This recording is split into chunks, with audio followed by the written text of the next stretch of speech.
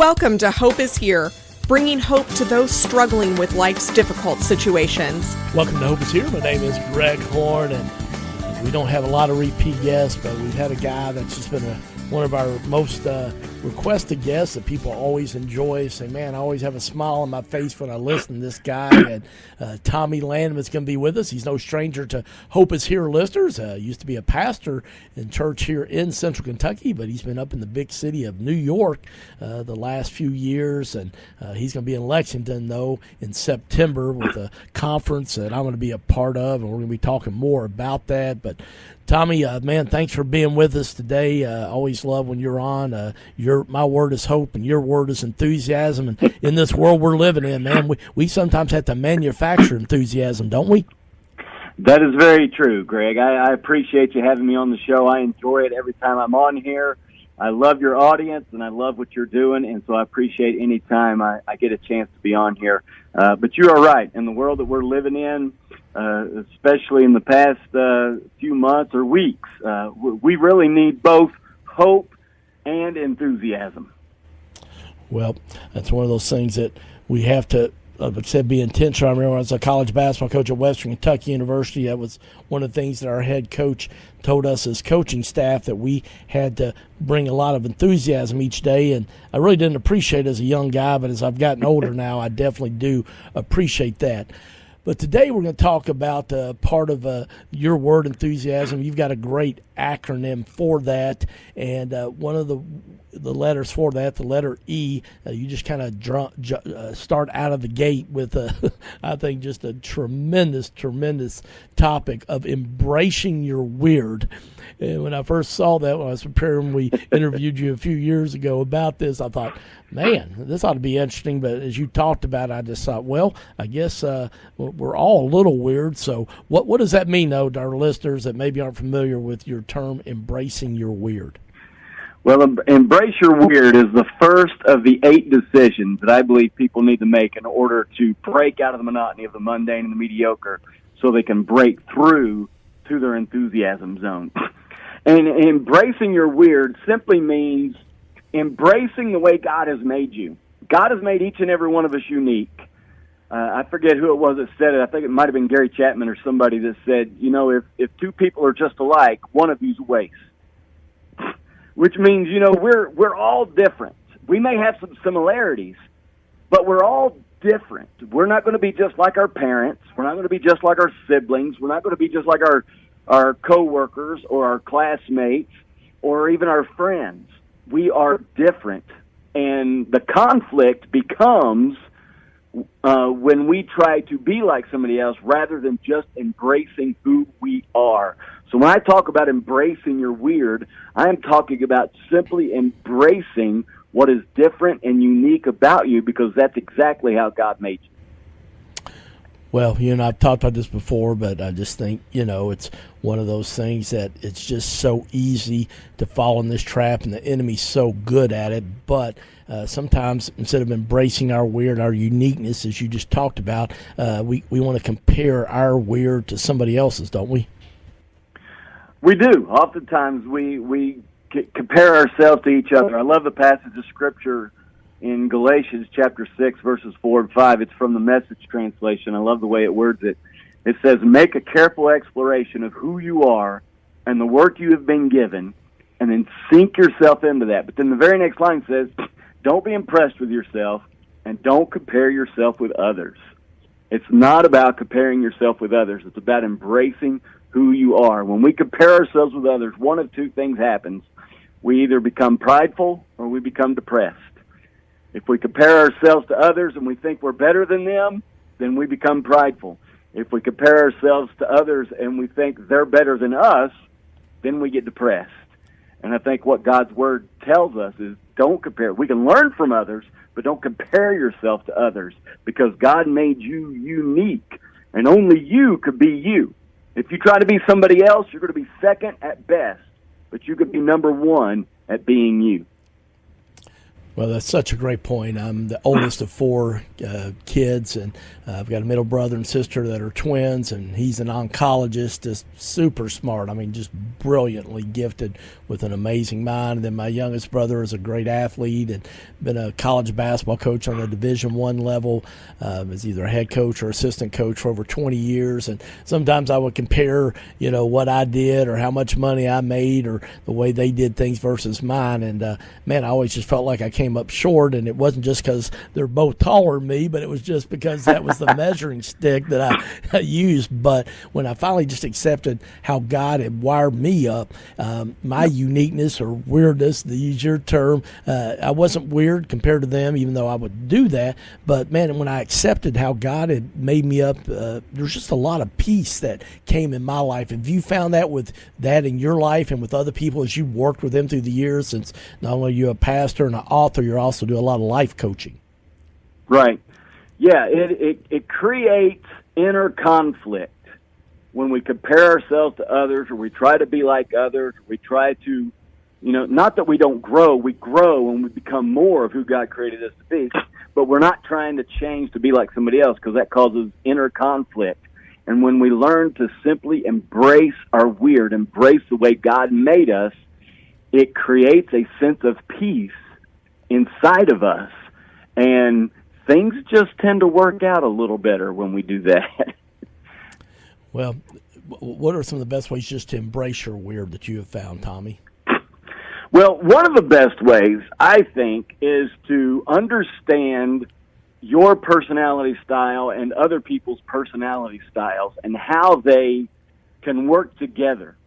God created us all different with different personalities. You could go into a lot of other things, spiritual gifts, our abilities, our passions and stuff as well. But I really think that it's so important to get an understanding, grasp the concept of what your personality style is and what other people's personality style may be, and how you can work that together.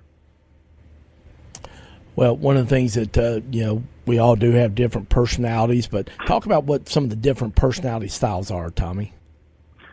Well, that's an excellent question, Greg. And for thousands of years, as people have studied this, the predominant school of thought on this is that we have 4 dominant personality styles. Now, obviously, the human psyche is much more complex than 4 personality styles, but it does help us to group people and ourselves into a certain aspect, a certain concept, so that we can better understand ourselves. Now, you're not going to be, if you share a personality style with somebody, you're not going to be just like them, but you will have similarities with them. And you'll find a lot of different terminologies for this. I bring my terminology straight out of the Bible, where Jesus was asked, what is the greatest commandment? And his response was to love the Lord your God with all your heart, soul, strength, and mind. Now, those 4 areas make up the whole person. But each one of those is one a little more dominant than the others. So you have your heart personality styles, and they are the security-seeking personality. They're the ones, they want to know that there's enough money in the bank, their marriages are secure, their kids are safe, everything is just secure. They like that sense of knowing that things are in control. The second personality style is what I call the bodies, and they are the adventure-seeking personality. They like to have fun. They live for the moment. They love to do new experiences. They like that adrenaline rush. They like to go out and seek that adventure. The third personality style is what I call the souls, and they are the identity-seeking personality. They're the ones always trying to figure out who they are. And if they ever figure out who they are, they cease being who they are, because who they are is trying to find out who they are. It's just this lifelong journey that they go through of getting a deeper understanding of who they are and their purpose for being here on earth. And the fourth is what I call the minds, and they are the knowledge-seeking personalities. And they're the ones that when they are little kids and they get presents for Christmas, instead of playing with it, they take it apart to try to figure out how it works. They love to figure out how things work, and they carry that on into adulthood as well. Well, I'm sure some of our listeners, as they've heard you describe those different personality styles, okay, they're saying, well, Tommy, help me out. How can I discover my own personality style? Well, that's a great question, Greg. There's a number of surveys and tests that you could do online. They will use different terminology. Some use colors, some use numbers. Mark Moore out in California uses just dogs. He's got, I think, a St. Bernard and a Rottweiler and a Labrador and a puppy, to describe these four personality styles. Again, I use hearts, bodies, souls, and minds. You can find a lot of free surveys out there to discover this. I have a booklet on my website at theenthusiasmzone.com where you could take a personality style test on that if you get it. If anybody's interested, they could get in touch with me. I will send them a free digital copy. If you're listening to this broadcast and you're interested in that and you don't want to buy the booklet, I understand that. It's not that expensive. I think it's like $7 on my website. But if you just want it digitally and you can print it out yourself, I will send it to you for free. Well, hey, I can't beat that deal, free, and I think it's one of those things that when people understand how God has wired them, who their personality is, a lot of freedom comes in that, doesn't it, Tommy? Yeah, it is. It gives you a ton of freedom because you begin to realize that, just because I'm not just like my sibling or my parents or my friends doesn't mean something's wrong with me. It just means that you're different. And when you understand how you're different, how you communicate different, you think differently, you see the world differently, then you can, like we talk about, embrace that, and it makes all the difference in the world. And when you embrace not only that in yourself, but embrace it in others, and understand that they're different too, because our natural tendency is to expect everybody else to be just like us, and nobody else is just like us.